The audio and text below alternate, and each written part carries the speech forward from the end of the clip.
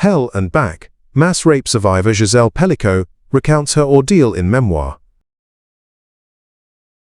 Anderson Cooper leaving 60 Minutes program in latest CBS News shakeup.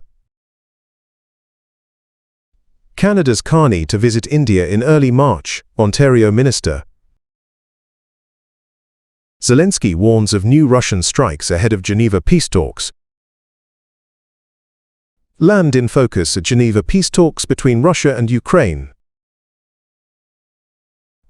Giselle Pellico, the French woman whose husband was convicted of orchestrating the rape of her while she was unconscious, has released a memoir describing her ordeal and her decision to make the trial public.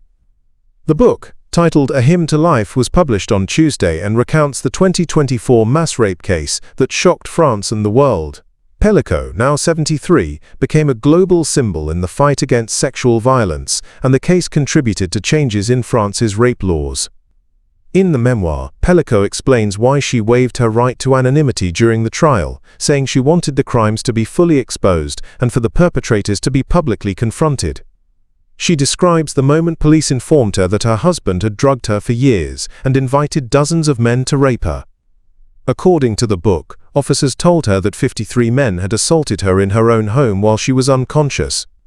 Pellico also writes about the emotional toll of discovering the abuse, informing her children, and coping with the impact on her family. Her then-husband, Dominique Pellico, along with 50 other men, was later convicted of rape. During the trial, Pellico did not address her ex-husband directly, but she writes that she plans to visit him in prison to demand answers about his actions.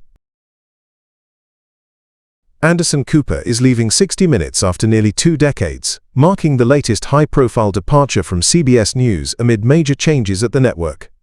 Cooper has worked as a correspondent on 60 Minutes since the 2006-2007 season, under a long-standing arrangement that allowed him to split his time between CBS and CNN.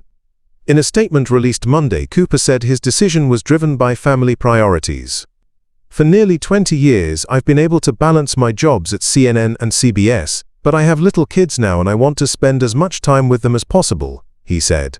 CBS News thanked Cooper for his contribution, saying it understood the importance of spending more time with family.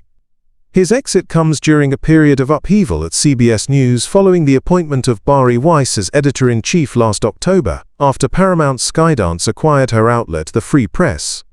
Weiss has announced plans to revamp the network by adding new contributors and adopting a stronger streaming-focused strategy to boost ratings. Mark Carney will visit New Delhi in early March to advance talks with Narendra Modi on a proposed comprehensive economic partnership agreement, a Canadian official said on Monday. Ontario's Minister of Economic Development, Job Creation and Trade, Victor Fedeli, said Carney is expected to be in India on March 1-2. The visit is part of Canada's broader effort to diversify its global trade ties beyond the United States, following new tariffs imposed by Donald Trump. The trip also marks a reset in Canada-India relations, after tensions under former Prime Minister Justin Trudeau, who accused India in 2023 of involvement in the killing of a Sikh separatist leader, allegations New Delhi has denied. Fedeli said Canada's federal government has already consulted provincial governments, including Ontario, to prepare the groundwork for trade negotiations. Carney and Modi agreed on the sidelines of the G20 summit in November to begin discussions on a trade pact, with the goal of doubling bilateral trade to $50 billion by 2030. Volodymyr Zelensky said on Monday that Ukrainian intelligence has warned of further Russian attacks on the country's energy infrastructure, adding that such strikes are undermining efforts to end the nearly 4-year-old war. In a nightly video address, Zelensky said Russia was preparing massive new attacks on power facilities and urged Ukraine's partners to ensure air defense systems are fully operational. He said Russia was using evolving tactics, combining drones and missiles, requiring continued military support, particularly from the United States. His remarks came as Ukrainian, Russian, and American delegations gather in Geneva for a third round of US-brokered talks, scheduled for the 18th of February. For the first time, the discussions are expected to focus on the most contentious issue of the war, the future of Ukrainian territory occupied by Russia. Ukraine's delegation, led by Defense Minister Rustem Umerov, said it had already arrived in Geneva and was prepared for talks on security and humanitarian issues. Representatives from Ukraine and Russia will meet in Geneva on Tuesday and Wednesday for a new round of US-mediated peace talks, with territory expected to dominate the agenda.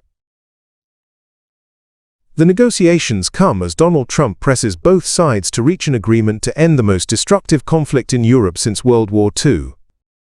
Ukrainian President Volodymyr Zelensky has said Kyiv is under heavy pressure to make concessions. Russia is demanding that Ukraine cede the remaining parts of the eastern Donetsk region, still under Kyiv's control, a demand Ukraine has repeatedly rejected. Kremlin spokesman Dmitry Peskov said the talks would cover a broader range of issues, including territory and Russia's long-standing demands.